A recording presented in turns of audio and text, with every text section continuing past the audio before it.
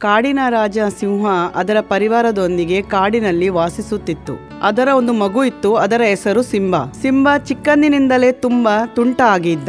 ಅವನು ಯಾವಾಗಲೂ ಚಿಕ್ಕ ಪುಟ್ಟ ಪ್ರಾಣಿಗಳಿಗೆ ಕೀಟಲೆ ಮಾಡುತ್ತಿದ್ದ. ಅರೆ ಚಿಕ್ಕ ಮಗನೇ, ನಾನು ನಿನ್ನೊಟ್ಟಿಗೆ ಆಡುತ್ತೇನೆ, ಬಾ ನಾವಿಬ್ರು ಒಟ್ಟಿಗೆ ಆಡೋಣ. ಇಲ್ಲ ಸಿಂಬಾ, ನಾನ್ ನಿನ್ ಜೊತೆ ಆಟಾಡೋದಿಲ್ಲ, ನನ್ನನ್ನು ಒಂಟಿಯಾಗಿ ಬಿಟ್ಬಿಡು. ಹಾಗೆ ಹೇಗೆ ಒಬ್ಬನೇ ನಿನ್ನನ್ನು ಬಿಡಲಿ? ನಿನಗೆ ನನ್ನೊಂದಿಗೆ ಆಡಲೇಬೇಕು, ಯಾಕೆಂದ್ರೆ ನಾನು ರಾಜನ ಮಗ. ದೂರದಿಂದ ಒಂದು ತೋಳ ಇದನ್ನೆಲ್ಲ ನೋಡುತ್ತಿತ್ತು. ಅದಕ್ಕೆ ಸಿಂಬನ ಮೇಲೆ ತುಂಬಾ ಸಿಟ್ಟು ಬಂತು. ಆದರೆ ಸಿಂಬಾ ರಾಜನ ಮಗ, ಅದಕ್ಕಾಗಿ ಏನೂ ಮಾಡಲು ಸಾಧ್ಯವಿಲ್ಲ. ಅದರ ಮನದಲ್ಲಿ ಸೇಡು ತೀರಿಸಿಕೊಳ್ಳುವ ವಿಚಾರ ಮಾಡಿತು. ಯಾವ ದಿನ ನೀವು ನನ್ ಬಲೆಗೆ ಸಿಕ್ಕಾಕೋತೀರಾ ಅವತ್ತು ಅಪ್ಪ ಮಗಂಗ್ ಇಬ್ರಿಗೂ ಸರಿಯಾಗಿ ಬುದ್ಧಿ ಕಲಿಸ್ತೀನಿ, ನೋಡ್ತಾ ಇರು. ಒಂದು ದಿನ ಕಾಡಿನಲ್ಲಿ ಸಂತೆ ಇತ್ತು. ಸಿಂಹ ತನ್ನ ಪರಿವಾರದೊಂದಿಗೆ ಸಂತೆ ನೋಡಲು ಹೋಗುತ್ತದೆ. ಸಂತೆಯಲ್ಲಿ ಬೇರೆ ಬೇರೆ ಅಂಗಡಿ ಹಾಗೂ ರೈಡ್ಸ್ ಗಳು ಇದ್ದವು. ವಾವ್, ಎಷ್ಟು ಒಳ್ಳೆ ಒಳ್ಳೆ ರೈಡ್ಸ್ ಇದೆ ಅಮ್ಮ, ಅಲ್ಲಿ ಹೋಗೋಣ ಬಾ, ನನ್ಗೆ ಉಯ್ಯಾಲೆಯಲ್ಲಿ ಆಡ್ಲಿಕ್ಕಿದೆ. ಆಹಾ ಮಗನೇ, ಉಯ್ಯಾಲೆಯಲ್ಲಿ ಆಡೋಣ.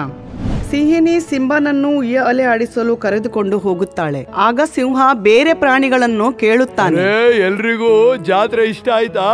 ಜಾತ್ರೆ ಎಲ್ಲ ವ್ಯವಸ್ಥೆ ಚೆನ್ನಾಗಿದ್ಯಾ ಹೇಳಿ? ತುಂಬಾ ಒಳ್ಳೆ ಆಯೋಜನೆ ಮಾಡಿದ್ದೀರಿ ಮಹಾರಾಜರೇ, ನಮ್ಗೆಲ್ಲ ತುಂಬಾ ಖುಷಿ ಆಯ್ತು. ಸಿಂಬಾ ಉಯ್ಯಾಲೆಯಲ್ಲಿ ಆಡುತ್ತಿರುತ್ತಾನೆ.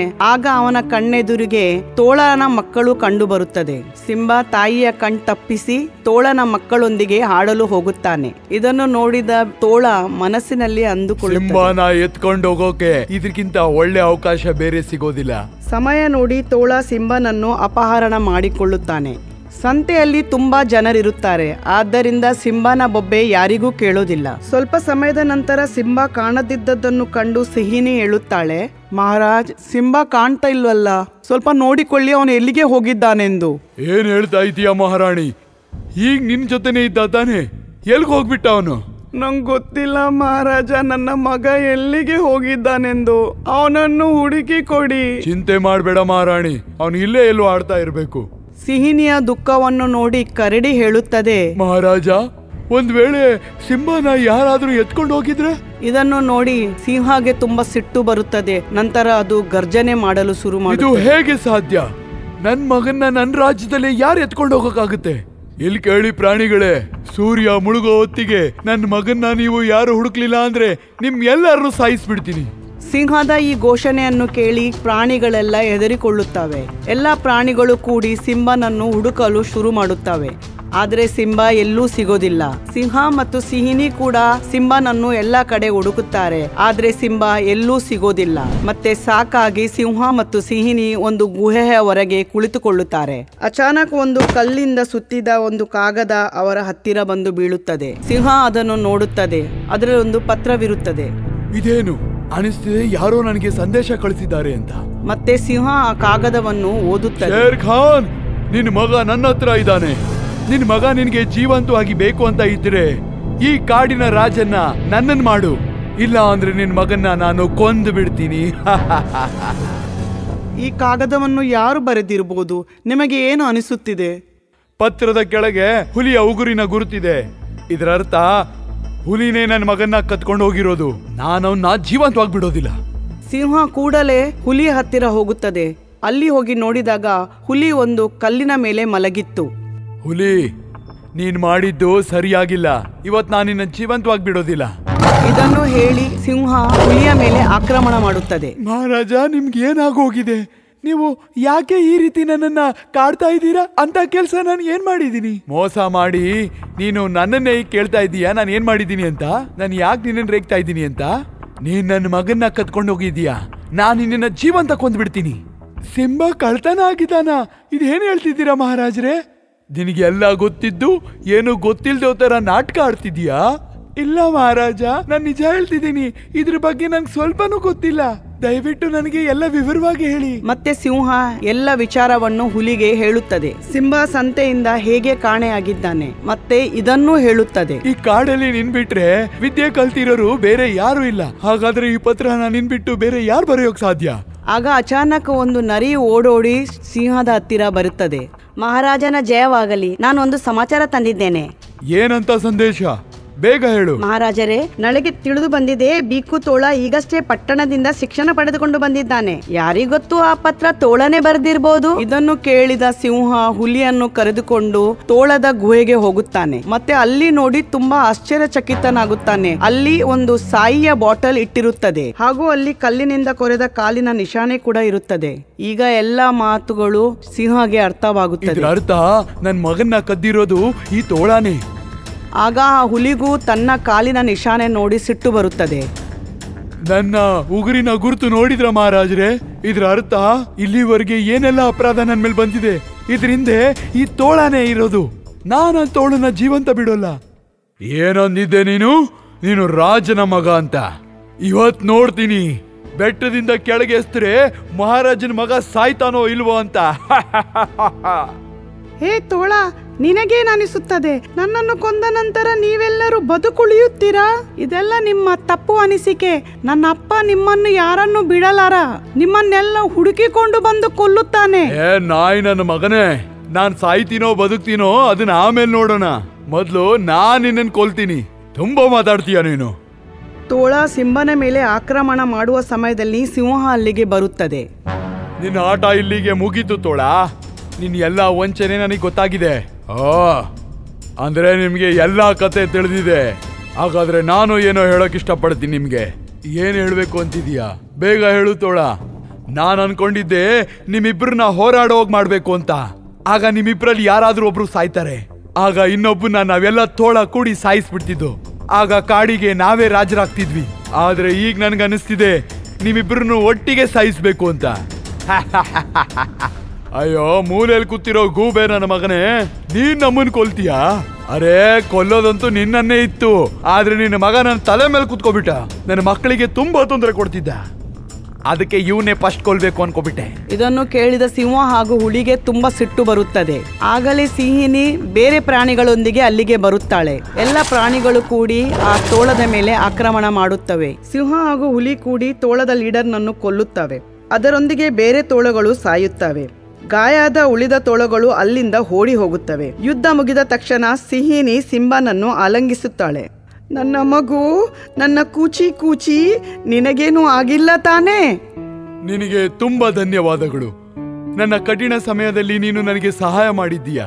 ಅದಕ್ಕಾಗಿ ಇವತ್ತಿಂದ ನೀನು ನನ್ನ ಸೇನಾಪತಿ ಎಂದು ತೀರ್ಮಾನ ಮಾಡ್ತಿದ್ದೀನಿ. ನಿಮ್ಗೆ ತುಂಬಾ ತುಂಬಾ ಧನ್ಯವಾದಗಳು ಮಹಾರಾಜ.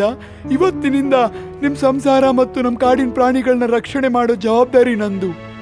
ಮತ್ತೆ ಈ ಜವಾಬ್ದಾರಿನ ನಾನು ಸ್ವೀಕಾರ ಮಾಡ್ತೀನಿ. ಈಗ ಸಿಂಹ ಗೆಲುವಿನ ಸಂತೋಷದಲ್ಲಿ ಎಲ್ಲ ಪ್ರಾಣಿಗಳಿಗೆ ಔತಣ ನೀಡುತ್ತಾನೆ ಹಾಗೂ ಆ ಔತಣದ ಎಲ್ಲ ಜವಾಬ್ದಾರಿ ಹುಲಿಗೆ ಕೊಡುತ್ತಾನೆ. ಹುಲಿ ತುಂಬಾ ಜವಾಬ್ದಾರಿಯಿಂದ ತನ್ನ ಕೆಲಸ ಮಾಡುತ್ತದೆ. ಎಲ್ಲ ಪ್ರಾಣಿಗಳು ಸಂತೋಷದಿಂದ ಇರುತ್ತದೆ. ಈಗ ಕಾಡಿನಲ್ಲಿ ಎಲ್ಲ ಕಡೆ ಸಂತೋಷ ಪಸರಿಸುತ್ತದೆ. ಎಲ್ಲ ಪ್ರಾಣಿಗಳು ತುಂಬಾ ಪ್ರೀತಿಯಿಂದ ಇರುತ್ತವೆ.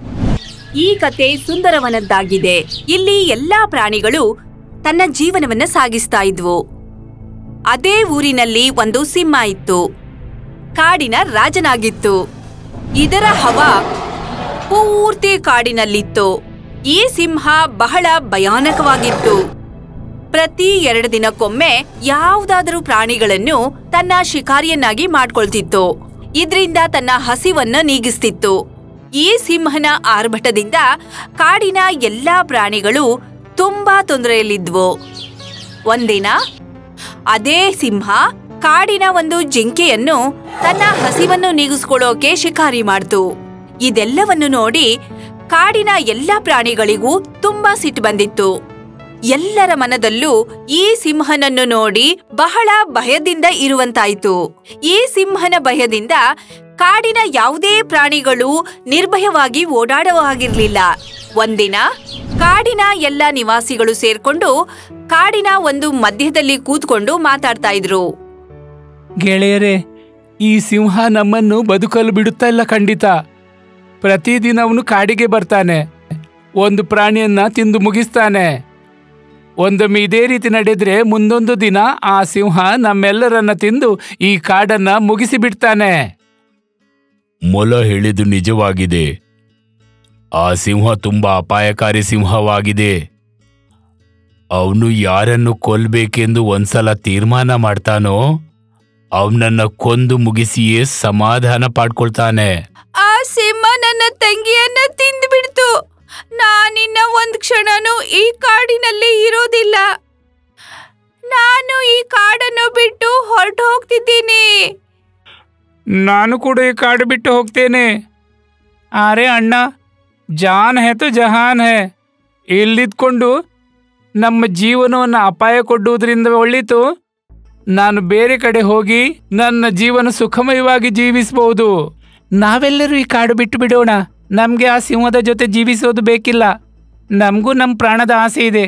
ಅರೆ ಕಾಡಿನ ಎಲ್ರೂ ನೀವು ಇಲ್ಲಿಂದ ಬಿಟ್ಟು ಹೋಗ್ತಾ ಇದ್ರೆ ನಾವಿಲ್ಲಿ ಪಕ್ಷಿಗಳು ಮಾತ್ರ ಉಳ್ಕೊಂಡು ಏನ್ ಮಾಡೋದು?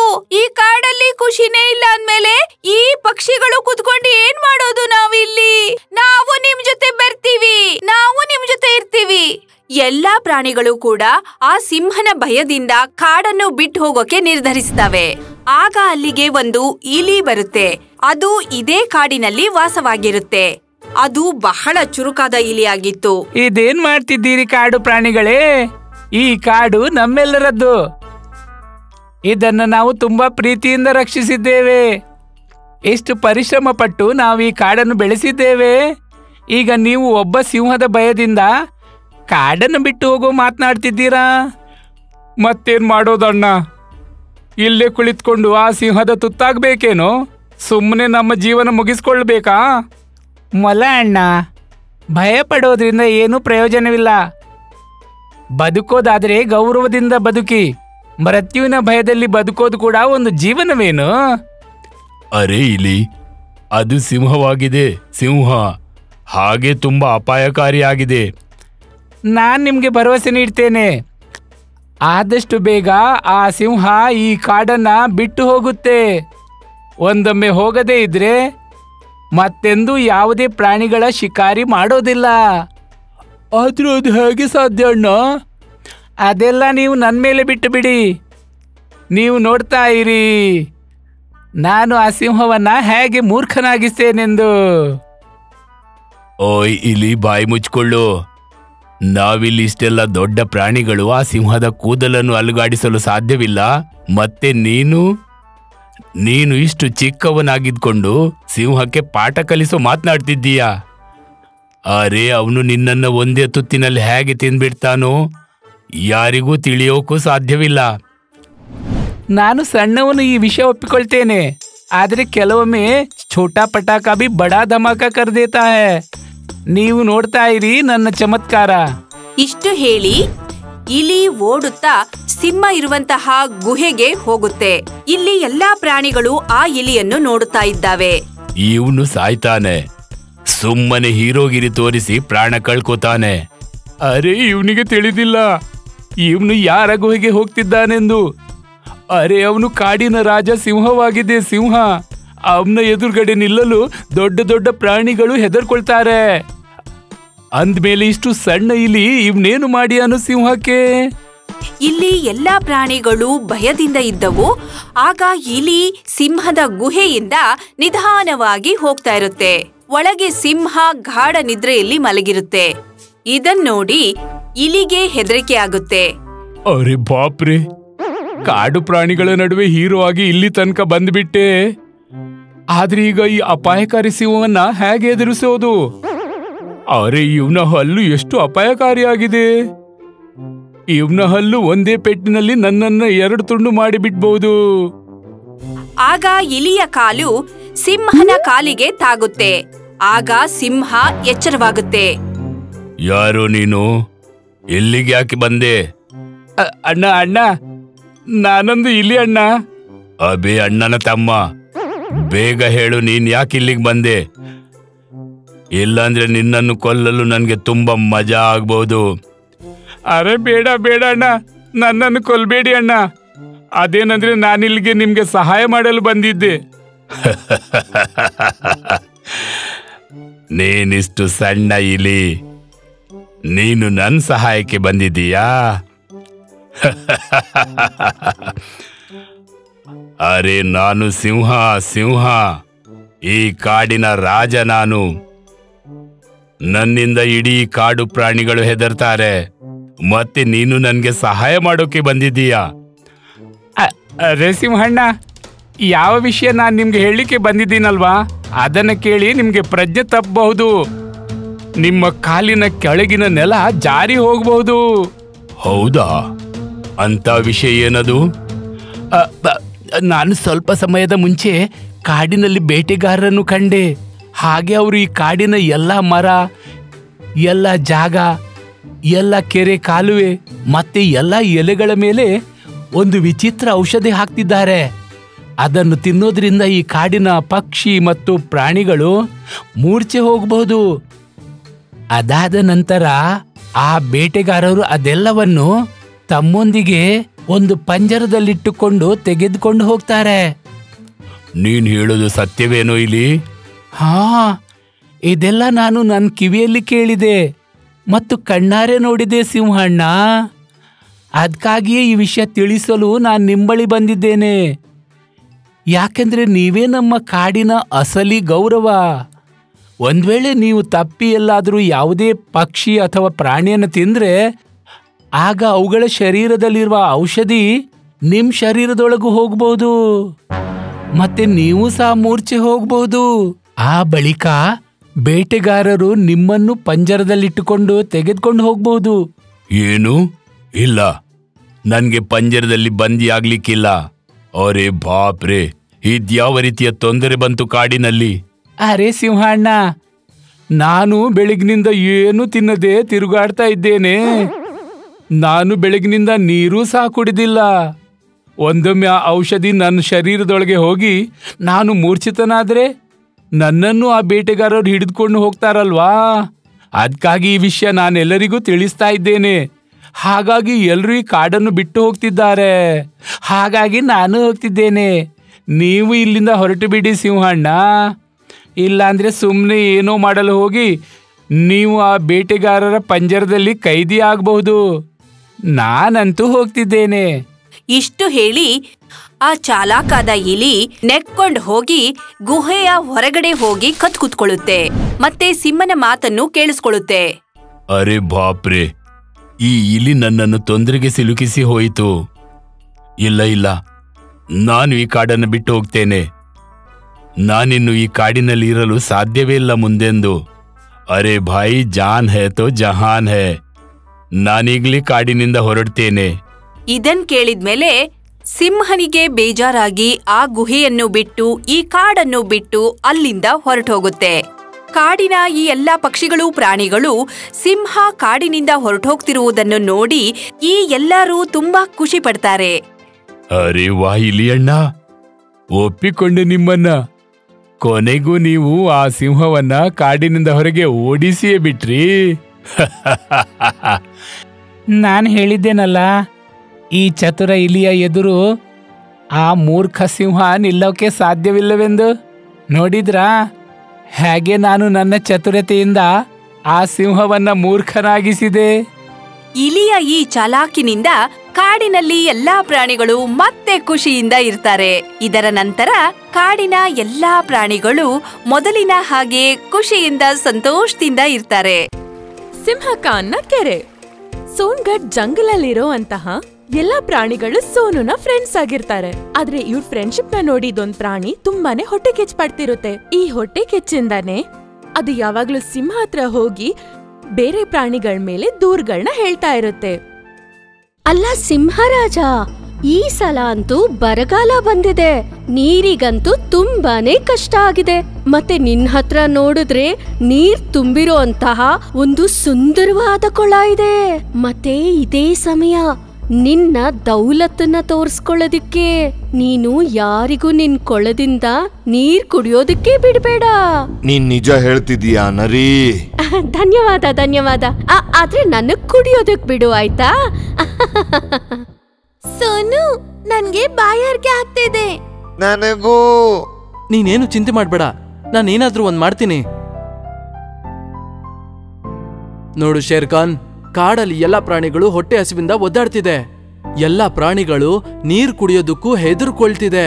ಅದಕ್ಕೆ ನಾನು ನಿಮ್ಮನ್ನ ಬೇಡ್ಕೋತಾ ಇದ್ದೀನಿ, ನೀವು ಎಲ್ಲಾ ಪ್ರಾಣಿಗಳನ್ನ ನಿಮ್ಮ ಕೆರೆಯಲ್ಲಿ ನೀರ್ ಕುಡಿದು ದಾಹ ತೀರಿಸ್ಕೊಳ್ಳೋದಕ್ಕೆ ಬಿಡಿ.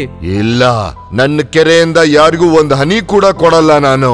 ನೀವಂತೂ ಈ ಕಾಡಿನ ರಾಜ ಶೇರ್ ಖಾನ್. ನಿಮ್ಮ ಪ್ರಜೆಗಳೆಲ್ಲರೂ ನೀರಿಗಾಗಿ ಒದ್ದಾಡ್ತಿದ್ದಾರೆ. ಚಿಕ್ಕ ಚಿಕ್ಕ ಮಕ್ಕಳು ದಾಹದಿಂದ ಸತ್ತೋಗ್ತಾರೆ. ಏನಾದ್ರೂ ಮಾಡಿ ರಾಜ. ಬೇರೆಯವ್ರ ಪ್ರಾಣ ಉಳ್ಸೋದಕ್ಕೋಗಿ ನನ್ನ ಮಕ್ಕಳ ಪ್ರಾಣನ ಒತ್ತೆ ಇಡಕ್ ಆಗೋದಿಲ್ಲ. ನಾನು ಹೋಗಿಲ್ಲಿಂದ.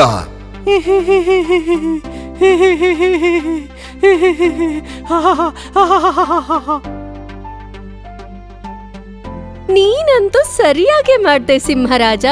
ಇವಾಗ ಅವ್ರು ಗೊತ್ತಾಗತ್ತೆ ಕಾಡಿನ ರಾಜ ಅಂದ್ಮೇಲೆ ಹೇಗಿರ್ತಾನೆ ಅಂತ. ಆದ್ರೆ ನನ್ ಮೇಲೆ ಸ್ವಲ್ಪ ಕೃಪೆ ಇಟ್ಬಿಡಿ. ನಾನಂತೂ ನೀವ್ ಹಾಕೋ ಎಂಜಿಲ್ ತಿನ್ಕೊಂಡು ಇಲ್ಲೇ ನೀರ್ ಕುಡ್ಕೊಂಡು ಇದ್ಬಿಡ್ತೀನಿ. ಏನಾಯ್ತು ಸೋನು? ಶೇರ್ ಖಾನ್ ಕೆರೆಯಿಂದ ನಮ್ಗೆ ಕುಡಿಯೋಕ್ ನೀರ್ ಸಿಗಲ್ವಾ? ಇಲ್ಲ. ಸಿಂಹನ್ ಕೆರೆಯಿಂದ ಸ್ವಲ್ಪನೂ ನೀರ್ ಸಿಗಲ್ಲ ಅನ್ನೋ ಮಾತ್ ಕೇಳಿದ ತಕ್ಷಣ ಎಲ್ಲ ಪ್ರಾಣಿಗಳಿಗೂ ಬೇಜಾರಾಗುತ್ತೆ. ಸೋನು, ಈಗ ಕುಡಿಯೋಕೆ ನಮ್ಗೆ ನೀರ್ ಸಿಗೋದೇ ಇಲ್ವಾ? ನೀರ್ ಸಿಕ್ಕಿಲ್ಲ ಅಂದ್ರೆ ನಾವೆಲ್ಲ ಸಾಯ್ತೀವಿ ಸೋನು. ನಿಮ್ಗೇನು ಆಗೋದಿಲ್ಲ. ನಾನ್ ಜೀವಂತವಾಗಿರೋವರೆಗೂ ನಿಮ್ಗೇನು ಆಗಕ್ ಬಿಡೋದಿಲ್ಲ. ಹಾಗೆ ಸೋನು ಯೋಚನೆ ಮಾಡ್ತಾನೆ, ಪ್ರಾಣಿಗಳನ್ನ ಉಳಿಸ್ಬೇಕಾದ್ರೆ ನೀರ್ಗೋಸ್ಕರ ಬಾವಿನ ತೋಡ್ಬೇಕು ಅಂತ. ಮರುದಿನ ಬೆಳಿಗ್ಗೆ ಎಲ್ಲಾ ಪ್ರಾಣಿಗಳು ಬಾವಿಗಳನ್ನ ತೋಡಕ್ ಶುರು ಮಾಡ್ತಾರೆ. ಸಂಜೆ ಆಯ್ತು, ಕೆಲ್ಸ ನಿಲ್ಸಿ ಎಲ್ಲ. ನಾಳೆ ಮತ್ತೆ ಕೆಲ್ಸ ಶುರು ಮಾಡೋಣ. ಈ ಗುಣಿಯನ್ನ ಕಟ್ಟಿಗೆಯಿಂದ ಮುಚ್ಚಿ ಮತ್ತೆ 4 ಕಡೆ 4 ಕಲ್ಲನ್ನ ಇಡಿ. ಯಾಕಂದ್ರೆ ಪ್ರಾಣಿಗಳು ಗುಣಿಯಲ್ಲಿ ಬೀಳ್ಬಾರ್ದು. ಎಲ್ಲಾ ಪ್ರಾಣಿಗಳು ಸೇರಿ ತೋಡಿರೋ ಬಾವಿನ ಸರಿಯಾಗಿ ಮುಚ್ತಾರೆ. ಹಾಗೆ ಬಾವಿ ಸುತ್ತ ಎಲ್ರೂ ಸೇರಿ ದೊಡ್ಡ ದೊಡ್ಡ ಕಲ್ನ ಇಟ್ಟು ಅಲ್ಲಿಂದ ಹೋಗ್ಬಿಡ್ತಾರೆ. ಈ ಕಡೆ ಸಿಂಹ ಮತ್ತೆ ಅದರ ಹೆಂಡತಿ ಕೆರೆ ಬದಿಯಲ್ಲಿ ಆರಾಮಾಗಿ ಕುತ್ಕೊಂಡಿರ್ತಾರೆ. ಹಾಗೆ ನಮ್ಮ ನರಿ ಸಿಂಹದ ಕಾಲ್ನ ಒತ್ತಾ ಇರುತ್ತೆ. ಅದೇ ಸಮಯದಲ್ಲಿ ಸಿಂಹದ 2 ಮರಿಗಳು ಆಟ ಆಡ್ತಾ ಆಡ್ತಾ ಕೆರೆದಿಂದ ದೂರ ಹೋಗ್ಬಿಡ್ತಾರೆ. ಸ್ವಲ್ಪ ಹೊತ್ನಲ್ಲಿ ಅವರಿಬ್ರು ಬಾವಿ ಹತ್ರ ಬಂದ್ಬಿಡ್ತಾರೆ. ಹಾಗೆ ಆಟ ಆಡ್ತಾ ಬಾವಿಯೊಳಗಡೆ ಬಿದ್ಬಿಡ್ತಾರೆ. ಕಾಪಾಡಿ, ಕಾಪಾಡಿ, ಯಾರಾದ್ರೂ ನಮ್ಮನ್ನ ಕಾಪಾಡಿ, ನಾವು ಬಾವಿಲಿ ಬಿದ್ಬಿಟ್ಟಿದೀವಿ, ನಮ್ಮನ್ನ ಕಾಪಾಡಿ. ಈ ಧ್ವನಿ ಕೇಳಿದ್ರೆ ನನ್ ಮಕ್ಕಳದೇ ಅನ್ಸುತ್ತೆ. ಬೇಗ ಬನ್ನಿ. ಕಾಪಾಡಿ, ಕಾಪಾಡಿ, ಕಾಪಾಡಿ. ಯಾರೋ ಬಾವಿಲಿ ಬಿದ್ದಿದ್ದಾರೆ ಅನ್ಸುತ್ತೆ. ಅಯ್ಯೋ, ಇದೆಲ್ಲ ಶೇರ್ ಖಾನ್ ನ ಮಕ್ಕಳು. ನಾವೆಲ್ಲರೂ ಸೇರಿ ಇವ್ರಿಗೆ ಸಹಾಯ ಮಾಡ್ಬೇಕು. ನಾವು ಇವ್ರಿಗೆ ಸಹಾಯ ಮಾಡ್ಬೇಕು. ನಿಲ್ಲು ಸೋನು, ನೀನಂತೂ ಕೋತಿಯಿಂದ ಮನುಷ್ಯ ಆಗಿದ್ಯಾ. ಆದ್ರೆ ನಿನ್ ಬುದ್ಧಿ ನೋಡಿದ್ರೆ ಇನ್ನು ಕೋತಿ ತರನೇ ಇದೆ. ನೀನ್ ಏನ್ ಹೇಳ್ಬೇಕು ಅಂತಿದ್ಯಾ?